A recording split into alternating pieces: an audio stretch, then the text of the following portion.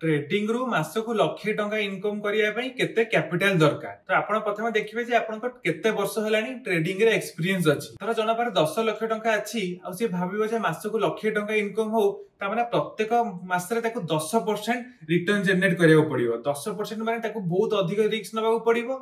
अथे 10 लाख कैपिटल टा भी होय तो 5 लाख हेइ जिवो। सेति पई कोन ना आपन देखिया पड़िबो जे आपनकर पास्ट एक्सपीरियंस हिसाब रे केते परसेंट रिटर्न आपन जनरेट करि परुचंती बहुत कम रिस्क नहीं किना।